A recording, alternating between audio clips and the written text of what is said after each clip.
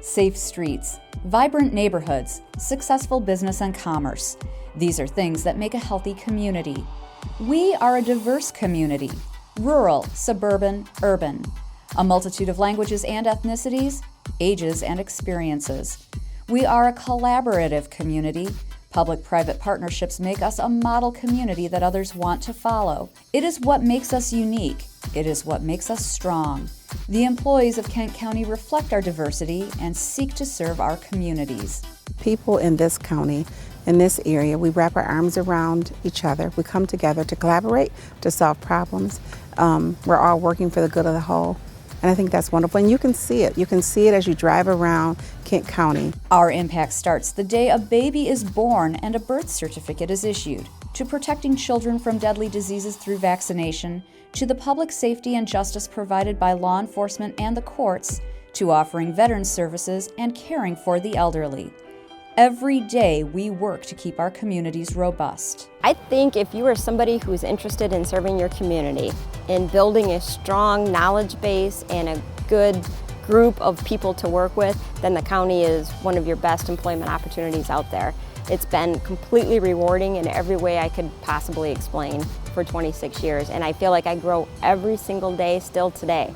Leading these dedicated employees, our 19-member Board of Commissioners and our County Administrator Controller, along with our elected officials and appointed department directors, placing emphasis on civic involvement, quality housing, vibrant neighborhoods, and strong, solid infrastructure to allow businesses to thrive. Professional, dedicated, collaborative, and innovative. Behind the scenes, collaboration between foundations, charitable organizations, nonprofits, for-profit businesses, public sector demonstrated through the county, the city of Grand Rapids, the townships, all the cities and the villages in our area.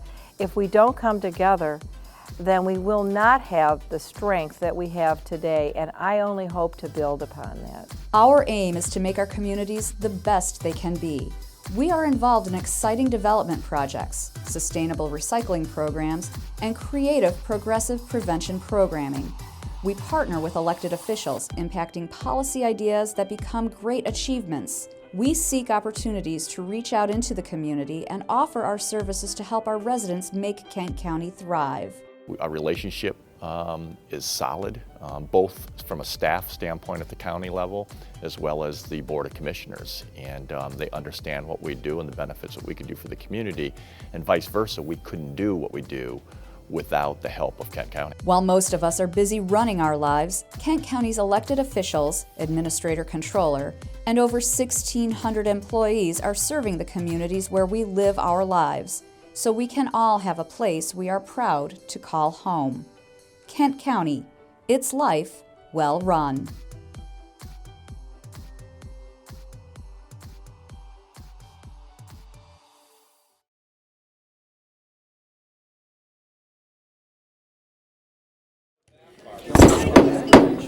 Good morning, everyone.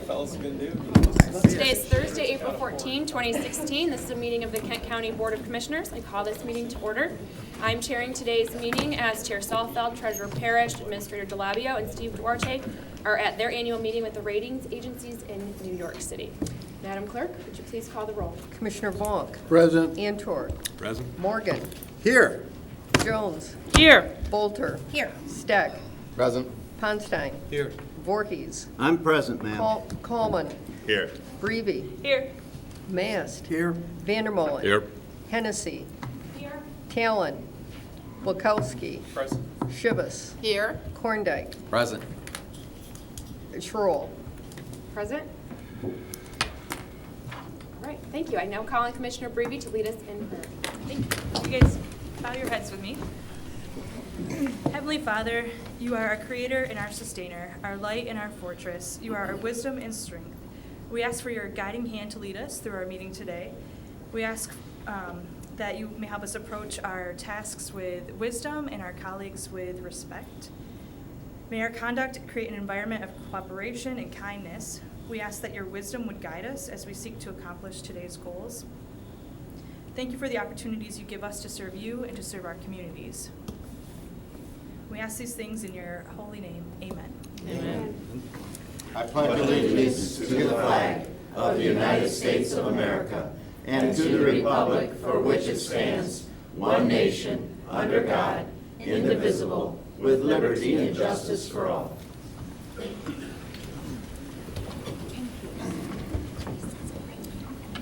Item number 5 on our agenda this morning is a special order of business from the Young Leaders Against Violence, and they're going to talk to us about Sexual Assault Awareness Month. So I'll welcome you to the podium at this time.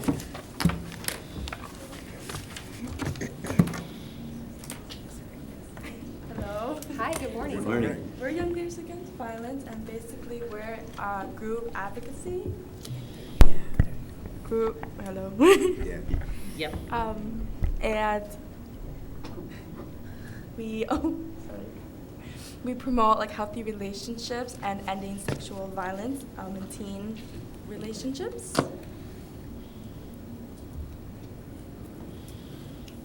Yeah. So we are here to talk about sexual violence and the fact that it is a public health problem. And one of the reasons why it's a public health problem is because it affects everyone. It's pervasive. It affects the youth to even married people. And also there are many commonly accepted myths which we need to change. For instance, it's often believed that perpetrators are male or that they are mentally unstable.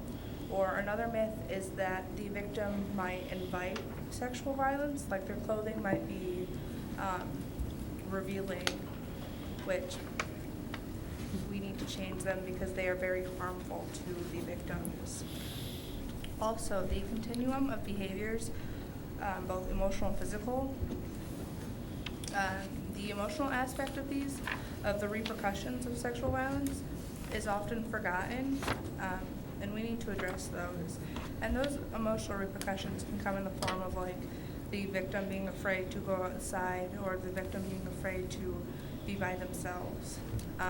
Also, sexual violence is a public health problem because it is unsolvable by the criminal justice system alone. The criminal justice system deals with the problem after it has happened. We would like to prevent it before it happens.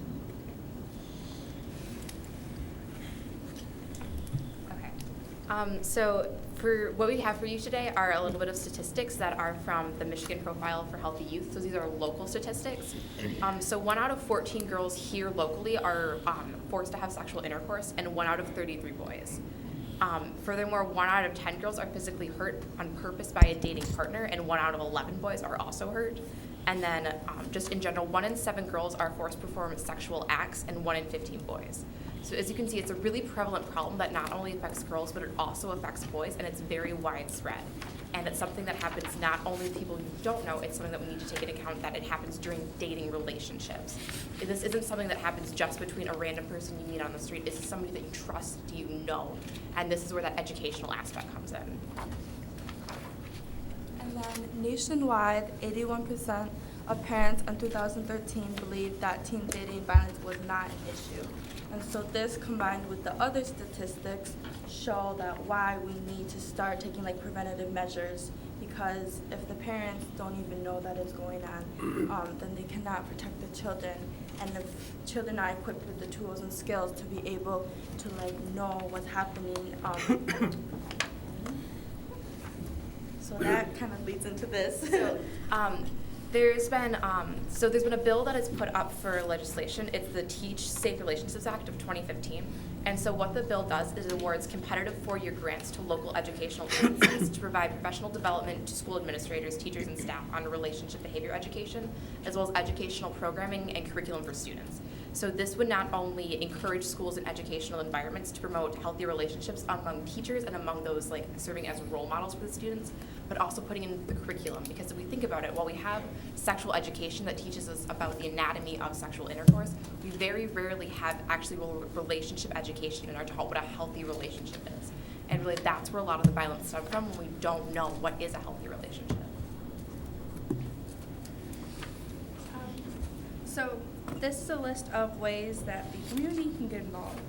And it is just things like stopping concerning behavior. So if you hear a joke about sexual violence or something that kind of undermines the consequences, you should speak up and say, hey, that's not okay, because it invalidates the victims and kind of, it just encourages, if you will, the sexual violence to continue, because it isn't that big of a problem, or there aren't that big of consequences, aren't that harmful.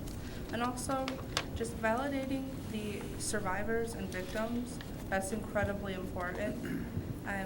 If you go and you tell a friend or someone that this thing happened to you and they're like, oh, that didn't matter, I mean, of course, and you're going to internally think, well, that didn't matter, and I shouldn't really feel bad about this because they didn't validate it. So just validating the victims, that's incredibly important.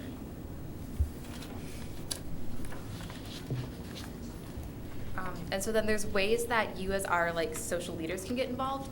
And so we talked about a little bit about this before. So creating prevention policies at your workplace or school. So policies that really prevent against those sexual misconducts or jokes and really take that sexual harassment seriously. Another thing is to coordinate community events to raise awareness, and that's something we as Young Leaders Against Violence have done. Maddie, in fact, was able to organize an event where she screened a human trafficking awareness film at Celebration North, and it was completely sold out. We had a great panelist there, so it's just one example of how you can have events to raise awareness. And then also what we're doing now, contacting legislators to gain support for prevention services. So that's enacting legislation like we mentioned before, as well as setting up those policies to really take this issue seriously. And then do you guys have any questions? All right, thank you so much for that presentation. Do we have any questions from the board this morning? Commissioner Ponstein. Thank you, Chair Schroll. Not so much a question, but a comment. I appreciate the work you're doing. I mean, it's an uphill battle. One only needs to go to a movie, turn the TV on, or listen to music just to hear this stuff is prevalent in our society 24 hours a day. So I appreciate your work, but it is a tough challenge, and I'm glad you stepped up to do it. Thank you. Commissioner Antor. Thank you. I, too, I'd like to thank you. I think you were here last year just prior to spring break. I thought the timing was pretty good because of all the things that go on down there. But I go to a lot of high school basketball games, and I notice in some gymnasiums, the music they play during warm-ups, I'm thinking, don't these people listen to the lyrics, the administrators that put, because you're talking about all of the above in the music you're playing at public high school basketball games. And it's got pretty pervasive. A fan shouldn't have to go down and tap the guy in the back and say, are you listening to this? Right. So that's another, it seems to be like in high school, they're taking that stuff and they're kind of encouraging it by not, putting it in its place. So I just want to thank you as a father of 3 girls, and now I have a granddaughter. All this stuff is very important, and this is always one of my favorite presentations, because I know there are kids, there are young ladies and young men, I'm assuming, out there working on this. So I just want to thank you very much. Thank you. Any other questions? Commissioner Jones.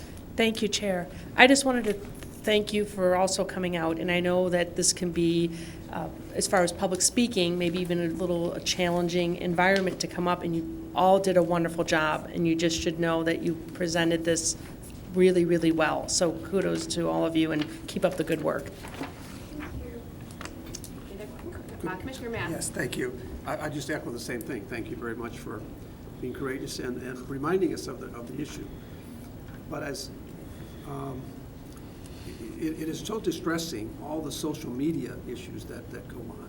And I don't think I saw particularly addressing how do we sort of combat the social media anonymity that people can just talk about everything on social media with no consequences, and that must drive issues, doesn't it? What can we do about somehow putting boundaries around that? So what I would suggest for, as a high school student, I'm not really prone to speak on legislation, but from my point of view, the way to combat that idea of being harmful to others on social media is, again, education and teaching kids and people in general what is okay to say and what is not okay to say. Because if they feel like it's okay to say something on social media, that's obviously not something that social media has created. That's something that's wrong within themselves. That's something that is animosity that's built up inside them. There's very harmful emotions there. So we can reach out to the emotions at the core and stop the problem before it even occurs, rather than stopping the social media from being an outlet, stop the harmful behavior from even wanting to occur in the first place. And to me, that goes back to education. So. Okay, thank you. Any other questions or comments this morning? All right, seeing none, I just want to, again, thank you for being here. You definitely give us hope for the future. I also want to make a point that several of these young ladies came out to present the Community Health Advisory Committee meeting several months ago, and it was on the snowiest day of the winter, and school throughout the entire county was closed, and yet these young ladies were there. So I really think that speaks to their dedication on this issue. So with that being said, I do have a proclamation. I'm going to come to the podium, present it to you, and then read it for you. Picture, when are they going to do that? When do they want to do that? I think at the end of the meeting.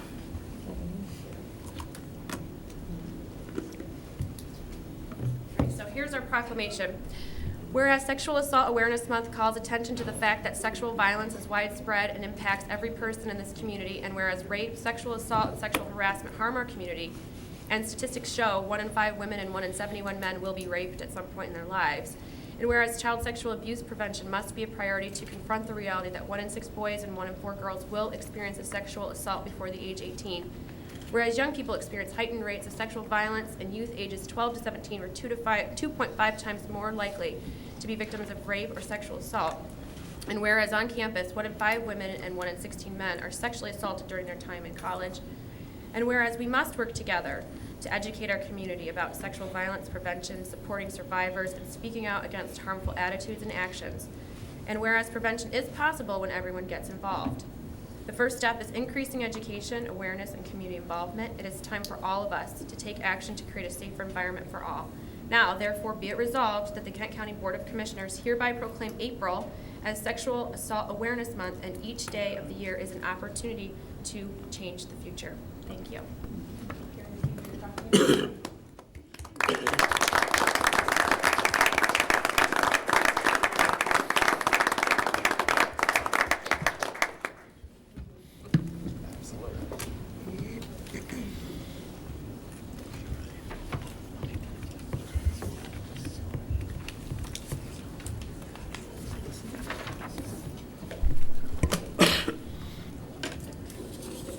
Item number 6 on our agenda is public comment. Any member of the public wishing to come and address the board this morning, please step up to the podium, state your name and address for the record, and you have up to 5 minutes.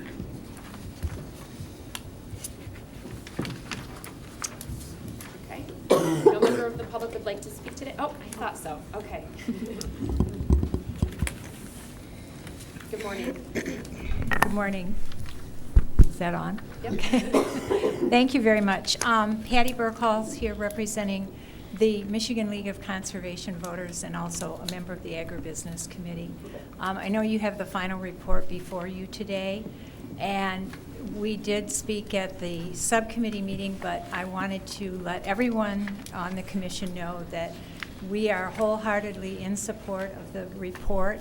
I think it was, and all of us on the committee do think that it was a very well done report, a broad scope of agribusiness throughout Kent County, but also all throughout West Michigan, and its importance to us as citizens of this state, as people who want to eat farm-to-table food, who want to eat food that's grown close to home, food that doesn't have a lot of pesticides, food that's well produced and sold locally.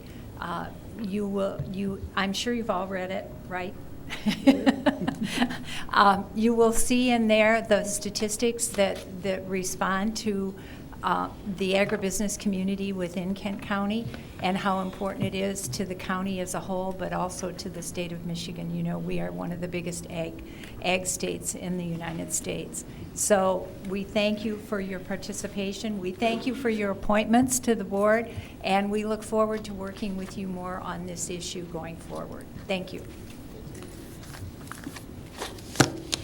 Any other public comment this morning?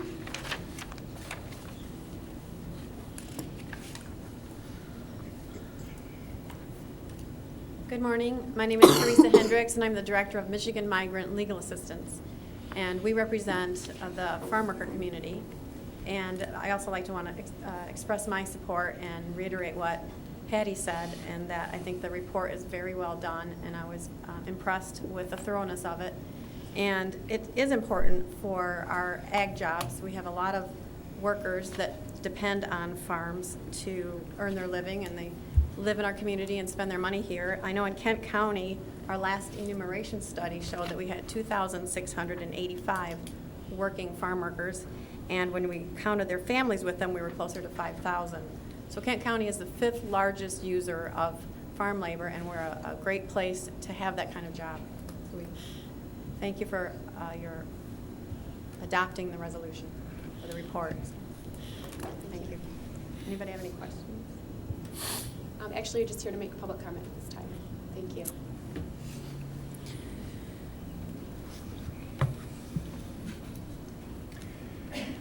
Morning, Rick. Good morning, Commissioners. Rick Chapla, Vice President of Strategic Initiatives with The Right Place. First, I wanted to commend you for creating the Agribusiness Community Work Group, which seems like it was a long time ago, but I realize it was maybe just a little more than a year or so ago that we began our work. And also thank you for the privilege that I had of being appointed to serve with that work group as well, work with fellow commissioners as well as with staff. The report, I think, documents quite well the economic impact of this sector, of the agribusiness and food processing sector, its worth, its value within the county and frankly in West Michigan. During the course of our work, we took, I'll call it testimony from experts, experts that were local, experts that were around the state, to help validate, I think, the findings, the conclusions, and the recommendations that were included in the final report.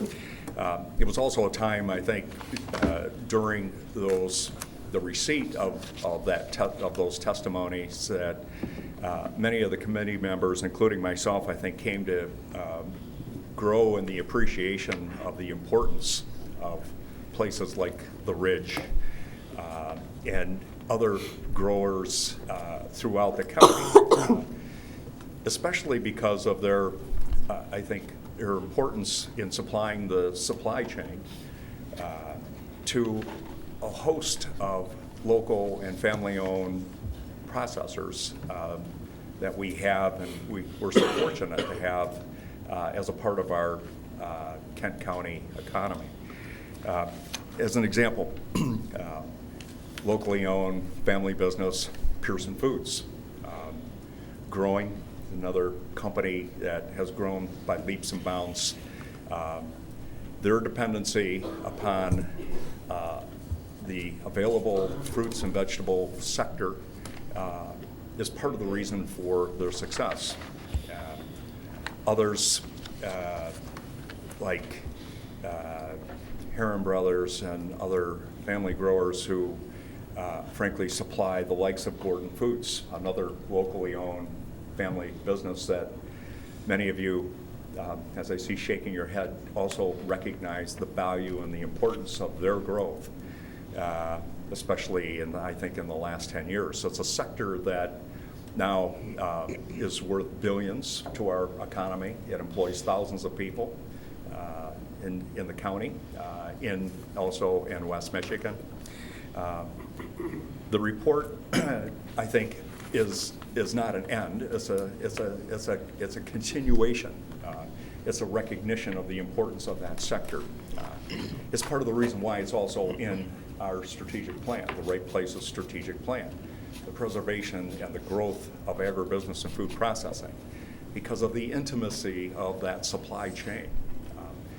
Closer, more local means less logistics costs, means less transit time. It means ultimately lower cost. What does that mean for companies like Pearson and Gordon Foods? It means that they're more competitive. They can compete with the likes of Sysco not that Cisco is bad. They too employ people locally, but they're also not locally owned. That also in tandem with the bountifulness of our water and the quality of the water continues to strongly suggest that this sector is going to continue to grow and Rick, prosper. you have 1 more minute. Thank you. And therefore, as an advancement as well of our partnership with you around economic development, I urge your adoption of the report before you. Thank you. Thank you. Any other public comment this morning? Okay, seeing none, we'll move on to item number 7 on our agenda, consent agenda. Look to Commissioner Brevey for motion. Thanks, Chair Sherrill. I would like to ask that we move the consent agenda, which includes the approval of the March 24 minutes from the meeting and work session, and also Resolution 414-1624 from the Sheriff's Department regarding underage drinking enforcement. Support. We have a motion by Commissioner Brevey, support by Commissioner Coleman. This is a roll call vote. Commissioner Volk. Yes. Antor. Yes. Morgan. Yes. Jones. Yes. Bolter. Yes. Steck. Yes. Ponstein. Yes. Voorhees. Yes. Coleman. Yes. Brevey. Yes. Mast. Yes. Vandermolen. Yes. Hennessy. Yes. Bulkowski. Yes. Shibus. Yes. Korndike. Yes. Vice Chair Schroll. Yes. Motion carries. Item number 8 on the agenda, resolutions. We'll call on Commissioner Korndike for a motion.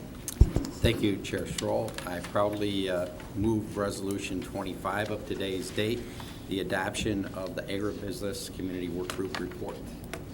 Okay. Is there support? Support. We have a motion by Commissioner Korndike and support by Commissioner Jones. Questions or comments on the motion? Commissioner Bulkowski. Yeah, definitely thank the folks that gave comment, thank the folks that served on the committee. My question is a process one. What does it mean that we adopt this report, and what are the next steps for the recommendations and parts and pieces in that report? Well, I can't speak for what action may come after this.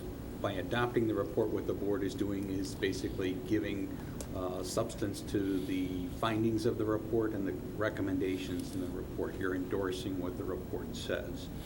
Any specific action you might have to turn around and consider at a future meeting where you were turning around and having to spend funds to support some action. So it might support an application for a grant, things to that effect. But at this point in time, what you're doing is giving substantive effect to the measures in the report and endorsing the findings of the report by adopting it. Okay, thank you. Additional questions or comments? Commissioner Ponstein. Just a brief comment. I wanted to thank people that served on the committee too. And you know, it is a wide range topic, and there's a lot of things that are covered under it. One would only have to read the news this week where maybe bad news for Beer City is that there's a shortage of hops in the world. And you know, it just goes to show you how one element can throw off the whole chain, and price rises, price going down. I was in St. Louis once, I had an opportunity to tour the Anheuser-Busch plant, and one of the things that they prided themselves in was the fact is they don't rely on that. You know, they take pride of everything they need to run that business. They own the farmland to produce that, so they're never put in that position. Now, for small producers, I mean, that's tough, but I know the Right Place had a grant to look into that specific issue of hops growing, and I think that's one sector which, if I heard on the news correctly, is quickly doubled in interest in that. So once again, I just want to appreciate everyone that put the time in, and like I said, agribusiness is more than just farmland. It's jobs, and it's an economic driver for Kent County. Okay, Commissioner Korndike. Thank you, Chair. I would also like to, since I appointed this committee when I was chairman, thank you to the members of the work group that put in a lot of time and effort and came up with this fantastic report. Several of you are in the audience today. Thank you very much. And also our chairman, Sofeld, served on that. And also, Mary, thank you very much for the work that you did on this. And I think now we have the latitude to maybe have some more action in the agribusiness community to make it more beneficial, even more so with the county. So, thank you. Commissioner Antor. Thank you, Chair. I just wanted to mention too, I think Rick touched on it with a couple of other companies, but Gerber at one point in the mid-2000s, I believe it was, they were actively seeking relocation because of our trends here, the way we were kind of eating up a lot of prime ag. Part of their business model is to be as close to, the product as possible, and they were looking out of state. And what happened, I think 2008, we began the slowdown where we started kind of backing off the land use, and that's kept them in Fremont. So every action does cause, a reaction, and that was one that I think was pretty important, and I'm glad they stuck around. So, Thank you. Additional questions or comments? Commissioner Steck. Thank you, Chair. Also, thank you for all the work, for everyone that has put the energy into this. It is an extremely well done report, in my opinion.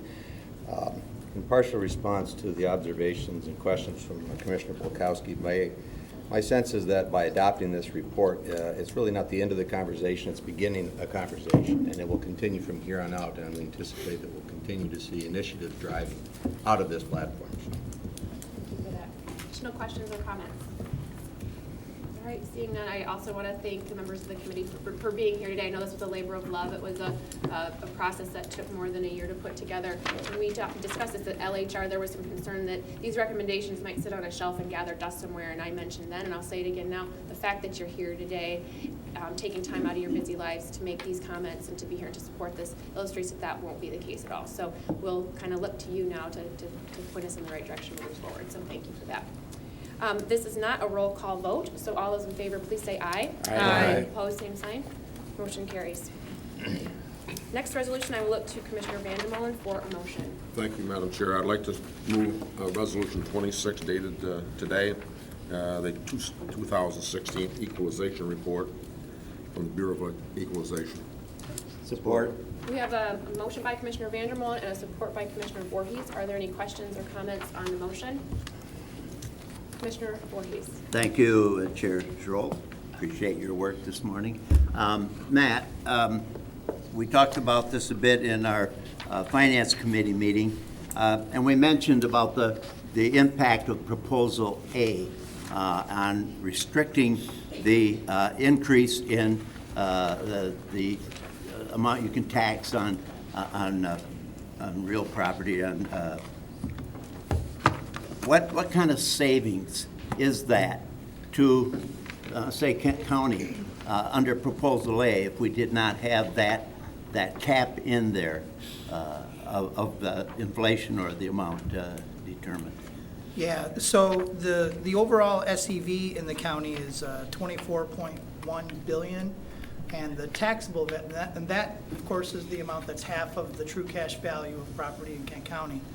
The limited figure, or the taxable value, is just 21.1 billion. So there's a difference of a $3 billion value there. Just a quick calculation, I think that comes out to about $17 million that taxpayers are saving on an annual basis as a result of the provisions of Proposal A, just here in Kent County. And that, yeah. Just for the Kent County, not overall taxes, but to about 17 million, I believe. In 1 year. Yeah, on an annual basis. Thank you. Commissioner Mast? Yeah, thank you. Matt, I was at the Finance Committee meeting, and you answered some of my question, I guess. Sure. It's really significant, the decrease in Kentwood's taxable value. And you said that, I mean, my question was that seems to be because of the personal property tax, but was that the sole reason it dropped down? Because it really dropped down a lot. Well, and that's going to hurt that city and all the school districts and stuff in that area. Yeah, so there's really two parts of that, right? There's Kentwood does have a lot of manufacturing activity, and the personal property tax reforms that have gone into place do give the biggest break to industrial property, and Kentwood and Lowell City are certainly seeing a decrease as a result of that. You know, overall, Kentwood is, with regards to all the other classes of property, is fairly typical for our region. There's, generally growth in the other areas. So that the first part is that yes, they have been hit quite hard in terms of the overall contribution of the personal property tax to their overall community. The other part, though, is that as part of the personal property tax reform, the essential services assessment will reimburse units for the loss in that taxable value. So while the taxable value is going to go down and it will continue to decrease over the next 10 years, we'll see the personal property tax will become lesser and lesser of a factor until ultimately the industrial manufacturing is phased out from taxation. But the other part of that personal property tax reform is the reimbursement. For taxing authorities in Kent County, of course, when it was under local control and it was assessed and collected locally, we pretty much could bank that that money was going to be there. With the reimbursement portion being part of the state budgeting process, we are assured that in 2016 that we are looking for a substantial reimbursement for both the essential services, and then also there's, at this point, we're being told that there's money to cover the loss from all the other millages. But that there is a little bit of a different element of, I don't want to use the word risk, but that we don't control that locally like we once did. So while the value has gone down, that doesn't necessarily mean that the revenues from that taxable value will be a foregone thing for that particular city budget. Okay, any other questions or comments? Commissioner Feinstein? Thank you, Chair Schroll. There's been a lot of talk about the personal property tax in this report, but it was a nightmare for local units to first assess, enforce, collect, and then appeals to that. So it's a good thing that it's going away. I guess we'll just have to hold our breath to to see if the reimbursements do come. But it was a tax that really saw it stay and needed to go. Yeah, I would agree with that. Administratively, this particular reform of the several reforms that I've been able to participate in over the course of my career so far, this one is particularly challenging. It's challenging simply because it changes the proportion of revenues to taxing authorities that comes from the property tax. It changes it with a fairly certain revenue stream with a more uncertain one. It also creates reporting and administrative nightmares that I will not bore you with, but I'll just acknowledge that they are there. It also challenges some of our notions of balancing the checkbook. I'm here today presenting to you a number which we would like to consider finite, and it is. Today you are approving the equalized and taxable valuations for Kent County. However, there's legislation pending right now that's going to extend the deadline that would in effect alter the numbers that I'm presenting to you today in order to make sure that in this first year of implementation under the personal, well, it's actually the third year of implementation, but this is a very substantial year in terms of when the real reductions kick in. They're extending some of the deadlines for the major manufacturers who didn't necessarily meet all of those deadlines. That's not atypical in the sense that we've always had adjustments in July and December boards of review, but we all would like to have a target where we balance the checkbook as of a certain date and we don't have to keep reopening it and reclosing it. So, yeah, you don't want to hear about my administrative issues, but basically bottom line is yes, the administrative challenges are fairly significant with this reform. Okay, any other questions? Commissioner Burns? Thank you, Chair Schroll. Matt, does each of the taxing entities need to apply for this reimbursement? The county figures what our impact on essential services is, and then each of the municipalities within Kent County have to do the same thing? No. No? Through the county equalization director is responsible for generating the forms on behalf of all taxing authorities. So my office's attention right now is focused in on taking the numbers as equalized and then calculating the loss on behalf of each of those. We work with the chief financial officers of all the taxing authorities and sort of verify the numbers to make sure that we're coming up with the consistent result. And then we report it at the equalization department level throughout the state. Oh, okay. Thank you. Commissioner Thank you. Bolkowski? Yeah, just following up on Commissioner Voorhees' first questions. When you said that $17 million that's not collected, is that just our general fund tax, or is that That's all of the county millages. all, just the county millages? Mhm. Okay. I just ran a quick calculation between the finance and the full board meeting when he asked me, but, yeah, that's just over whatever the number is. I added them all up. Okay, thanks. Any other questions or comments? Okay, seeing none, we'll call this to a vote. This is not a roll call vote. All those in favor, please say aye. Aye. Opposed, same sign. Motion carries. Thank you.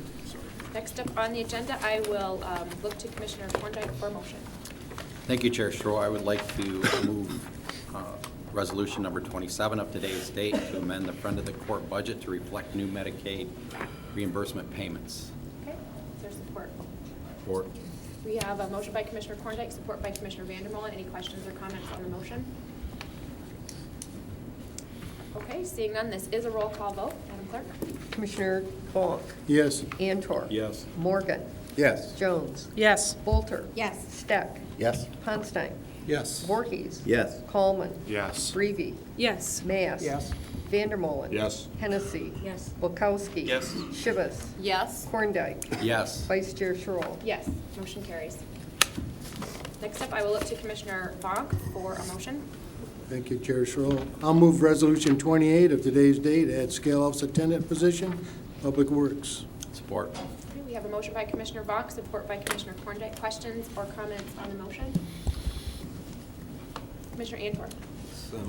I'm going to vote to approve this. I just would like to comment that I hope that this turns into something that kind of pays for itself over time. I know we dabbled around the edges a little bit to see what the return on investment was for this particular position. And it's still not 100% clear, so I'm relying on the expertise of the folks that present it. But I know there's other people that are going to step in as well on a revolving basis, take care of this position. And I just want to make sure this is done efficiently and this position maybe is reviewed again after a certain amount of time to make sure it's doing what we had hoped. So. We have Dar Boss here, our Director of Public Works. Would you like to speak to that? Good morning, Commissioners.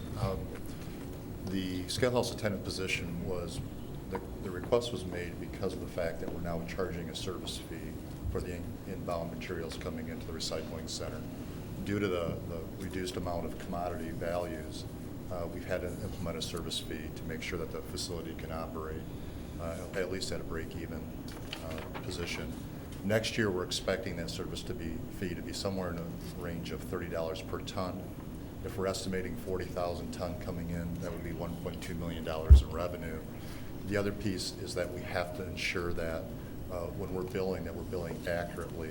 And we used to have a self-serve kiosk at the facility, which was okay when the facility first opened, but we're generating and receiving nearly double of what we expected to receive at 5 years, 6 years into this program. We now currently have roughly 320 trucks coming through that facility each week. There's upwards of 267 inbound and 50 outbound tractor trailers moving commodities back out of that facility. And to expect that the supervisor of the facility can manage the paperwork for those drivers would be difficult. Plus, for the self-serve kiosk, what we found too is sometimes drivers would act as if they were keying the information in. So even though they were going over the scale, they weren't necessarily scaling in. And to be able to check the security tapes and ensure which transaction occurred, which driver was it, which truck was it, before you know it, you've got quite a quagmire trying to ensure that every driver's going across the scale. From a cost perspective, currently our inbound processing is about $90 per ton. 35% of that $90 per ton of cost is based on the labor that it takes, about $1.2 million annually to process that material. Adding this position would increase our labor costs from 35 to 36%. So it's truly immaterial, but the benefit is significant. Okay, additional questions or comments on the motion? Commissioner Steck. Thank you, Chair. As we talked at the Legislative Committee, my sense of this is that the addition of this individual does not necessarily constitute an economic break-even and that will not increase our revenues sufficient to cover that cost. But the justifications essentially want to maintain fairness in the application of processes and assuring quality of service. So that's really, to me, the justification for doing this. At each of our locations, so we have 4 facilities in our fleet: North Kent Transfer, South Kent Landfill, Waste to Energy Facility, and the Recycling Center. At all of our other facilities, they're staffed. It's to ensure that when a driver and a customer comes through our facility, that they're serviced properly and that the right customer is billed appropriately. We don't have that with the self-serve kiosk with a change in the business model. Additional questions or comments on the motion? Okay, seeing none, this is a roll call vote. Madam Chair, Madam Clerk? Commissioner Vonk. Yes. Antor. Yes. Morgan. Yes. Jones. Yes. Bolter. Yes. Steck. Yes. Ponstein. Yes. Voorhees. Yes. Coleman. Yes. Breivy. Yes. Mass. Yes. Vandermolen. Yes. Hennessy. Yes. Volkowski. Yes. Shivas. Yes. Korndike. Yes. Vice Chair Schroll. Yes, motion carries. Item number 9 on the agenda is another go-around with public comment. Anyone from the public like to speak to us again? This time you only get 1 minute. All right, seeing none, move on to number 10 on our agenda, reports. Any commissioner reports this morning? Commissioner Morgan. Thank you, Madam Chair. I'd just like to report a couple of things from the Ford Airport. First of all, our fundraising activity for our new terminal and the consolidated checkpoint is going very well. You should have a report out to the commissioners in the next couple of weeks to a month to see where we're at. Very pleased with the progress, have a lot of interest in it. It's going to be just a great project for the airport and the community. And the second thing is we're going to have a farewell party for our CEO, Brian Ricks. It's May 4th, 5:30 to 8 at Egypt Valley Country Club. So if you can stop by to wish him well, we would appreciate it. Thanks. Any other commissioner reports this morning? Commissioner Mast. Yeah, I guess I'll make a report here. Of the Network 180 Board, Mental Health Board, as we start our campaigns, for some of us anyway, for re-election, I just want to make sure you're aware of a couple of things happening with the Mental Health Board. Over the last several months, we've received some concerns expressed by some of the staff about our services to persons with developmental disabilities and how that's arranged and how that's put together. So we've embarked on a process of taking a lot of surveys of existing individuals, focus groups, and questionnaires and meetings with board members and staff. And we got our first report of that last week, Monday. Although there's good general feeling about what's going on, I think there's things in that report that we need to address and correct. So we will be making probably some changes in the next couple of months that probably impact how we provide services in the community. Network 180 has traditionally and will continue to be a contract agency, so we contract with nonprofits in the area for most of our services. We will continue to do that. Some people are interpreting what we're talking about doing is going away from that. We're not going to go away from that. We will still use a lot of nonprofits, all the existing nonprofits that are there. But I think we will begin to address how we provide coordination of the services that are provided to our clients, and that's particularly about roughly 2,000 persons with developmental disabilities.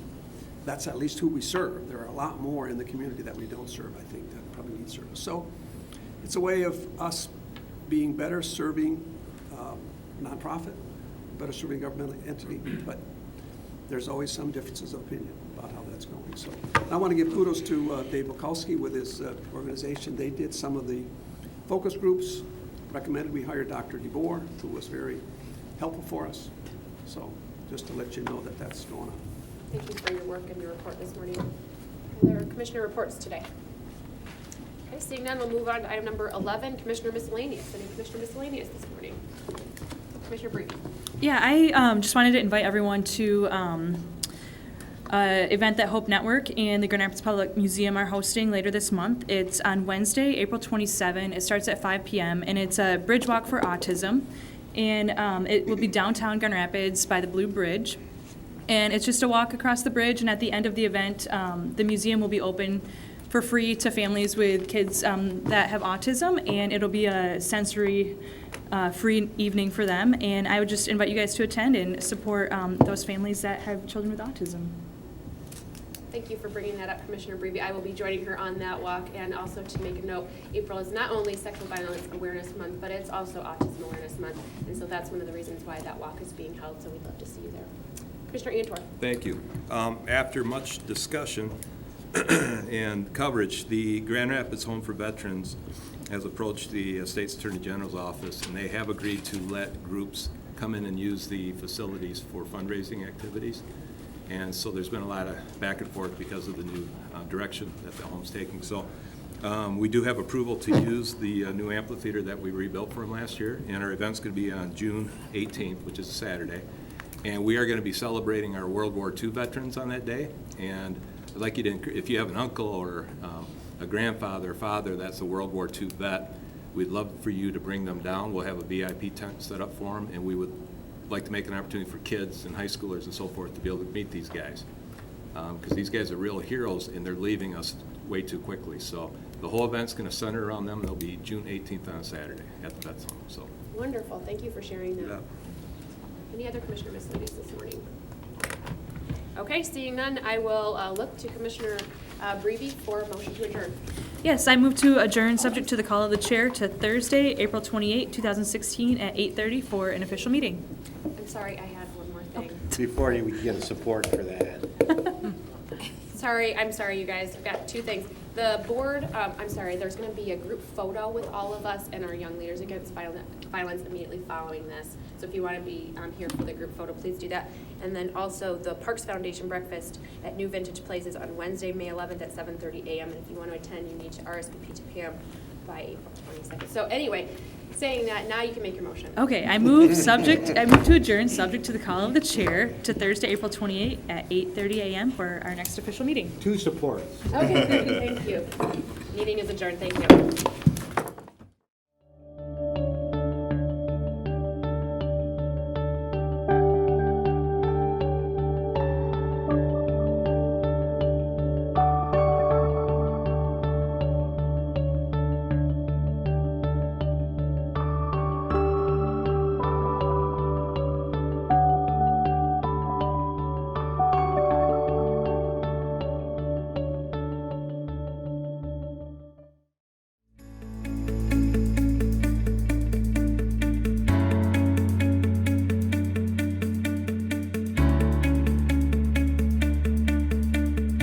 I am Kent County. I am Kent County. I am Kent County. We are Kent County. We are Kent County. We are Kent County. We are Kent County. We are Kent County.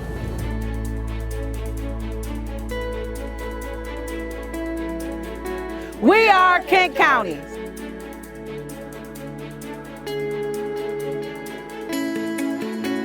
We are Kent County.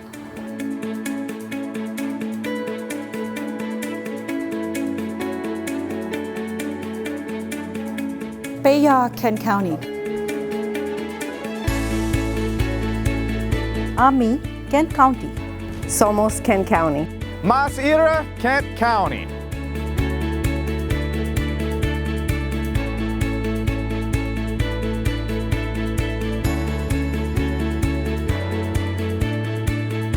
We are Kent County. We are Kent County. We are Kent County. Oh yeah.